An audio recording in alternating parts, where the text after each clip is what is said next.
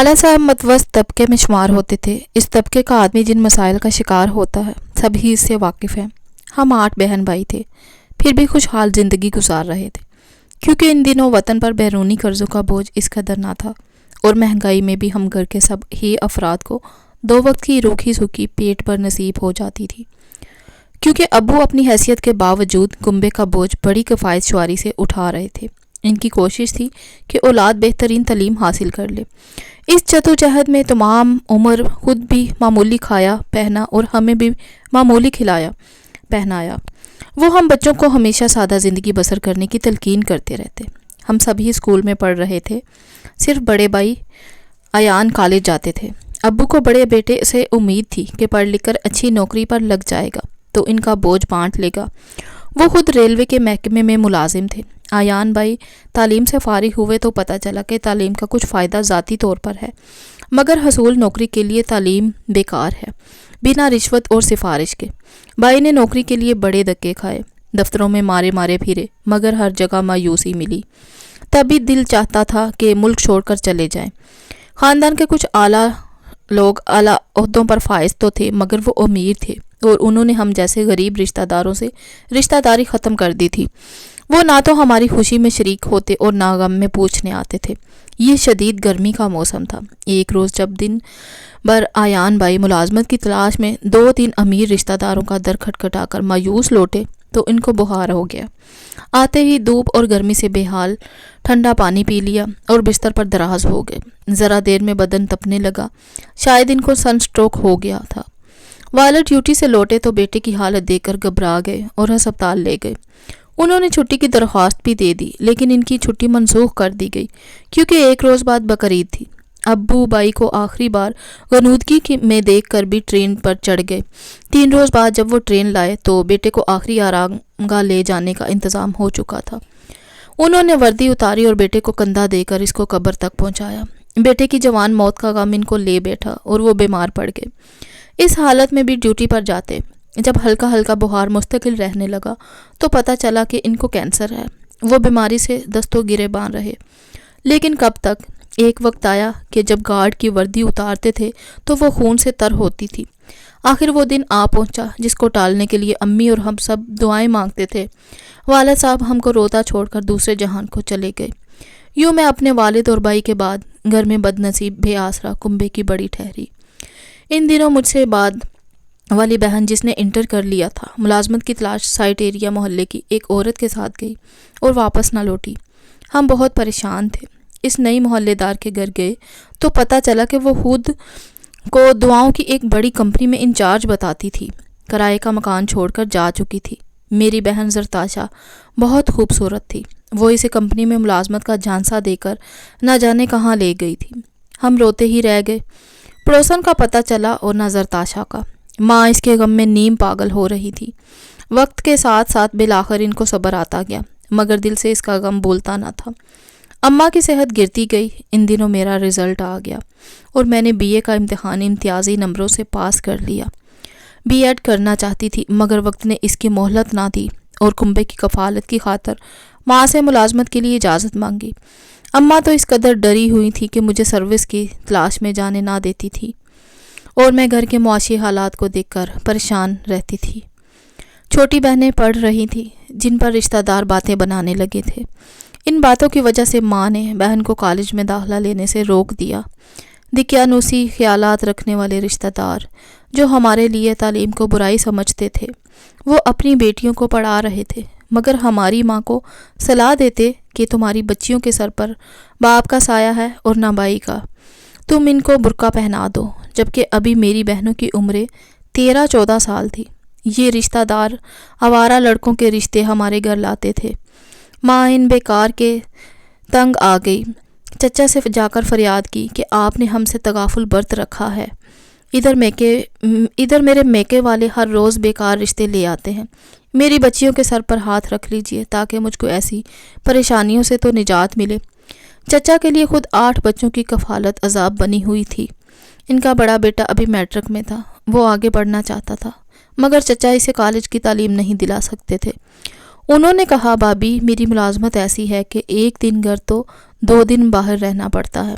میں آپ کے کنبے کی دیکھ بھال نہیں کر سکتا۔ میرا لڑکا جلیل آپ کا ہی بیٹا ہے، اس کو اپنے ساتھ لے جائیے اور اپنا بیٹا بنا کر اپنے پاس رکھ لیجیے۔ میں بھی کبھی کبھار آتا جاتا رہوں گا تو آپ کے رشتہ دار اور آپ کو تنگ نہیں کریں گے۔ یوں چچا زاد جلیل ہمارے گھر آ گیا اور ماں نے اسے اپنے مرحوم بیٹے مبارک بھائی کا نعم البدل بنا لیا۔ ان دنوں جلیل ہمارے مسائل میں دلچسپی لیتا تھا، ہمدردی بھی کرتا تھا۔ ماں کا وہ خاص خیال کرتا، ان کو تائی کی جگہ امی جان بلاتا۔ والدہ نے اسے کالج میں داخلہ کرا دیا۔ جلیل کے ہمارے گھر پر رہنے سے ہمارے رشتے کے ماموں خالو وغیرہ نے آئے دن آنا جانا بند کر دیا۔ چچا زاد کی وجہ سے ان کی یلغار تھم گئی۔ گویا جلیل کا قیام ہمارے لیے سکون کا باعث بنا۔ امی پرسکون ہو گئی۔ ایک تو چھوٹے چھوٹے گھریلو مسائل، بجلی گیس وغیرہ کا بل بھرنا، سودا سلف لانا، دوسرے غلط قسم کے محلے دار لڑکوں کا ہماری دکان کے سامنے سے بلا وجہ گزرنا اور چوکڑی بنا کر بیٹھنا بھی بند ہو گیا، کیونکہ بھائی جیسا نوجوان دن رات ہمارے گھر میں قیام رکھتا تھا۔ سبھی کو معلوم تھا کہ یہ ہمارا چچا زاد ہے۔ انہی دنوں خوش قسمتی سے میری ملازمت ہو گئی اور میں قریبی اسکول میں پڑھانے لگی۔ گزر بسر بہتر ہو گئی تو ماں کو اور سکون ملا۔ جلیل کی تعلیم کا خرچہ میں ٹیوشن پڑھا کر پورا کرنے لگی۔ 2 سال بعد اس نے امی سے کہا کہ وہ میری منگنی اس کے ساتھ کر دیں۔ والدہ بولی، بیٹے تم پہلے تعلیم مکمل کر لو اور نوکری پر لگ جاؤ تو میں تمہاری منگنی منورہ سے کر دوں گی۔ 6 سال تک جلیل ہمارے ساتھ رہا۔ وہ پڑھتا رہا اور میں اس کی تعلیم کا خرچہ اٹھاتی رہی۔ اس عرصے میں اس نے بھی ہم لوگوں کا بہت خیال رکھا، امی کو سکھ دیا۔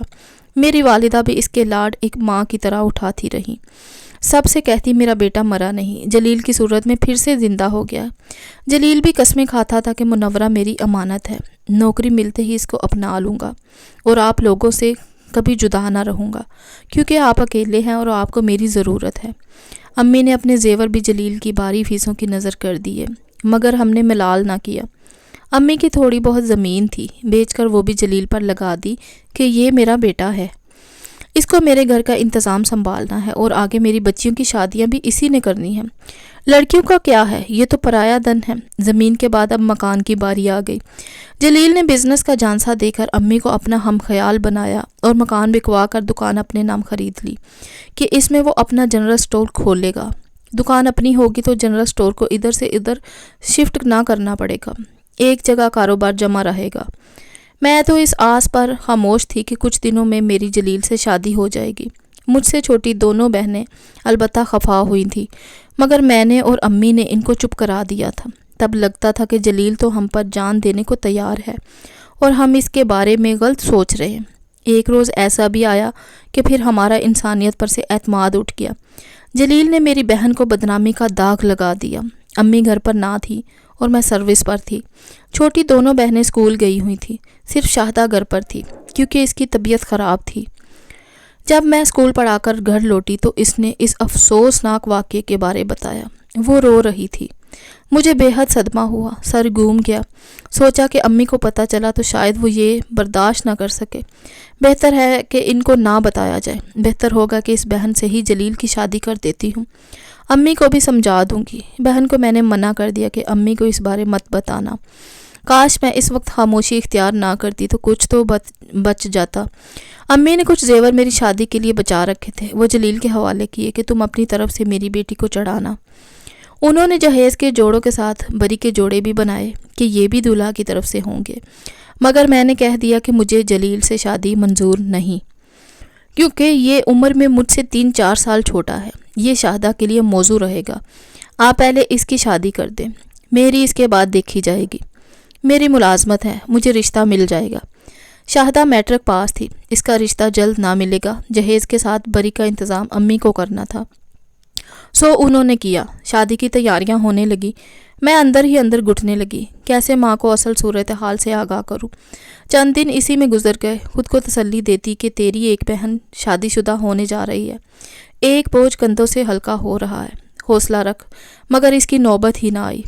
جلیل صاحب زیور، بری، نقدی سب ہی کچھ لے کر چلتے بنے۔ کچھ دنوں تک اس کا کچھ پتہ نہ ملا کہ کہاں غائب ہیں۔ آخر کسی رشتہ دار سے معلوم ہوا کہ اس نے چپکے سے اس لڑکی سے شادی کر لی ہے جو اس کے ساتھ کالج میں پڑھتی تھی۔ اس کے بعد وہ اس لڑکے کے والدین کا گرداماد بن گیا اور انہوں نے دونوں کو مزید اعلیٰ تعلیم کے لیے بیرون ملک بھجوا دیا۔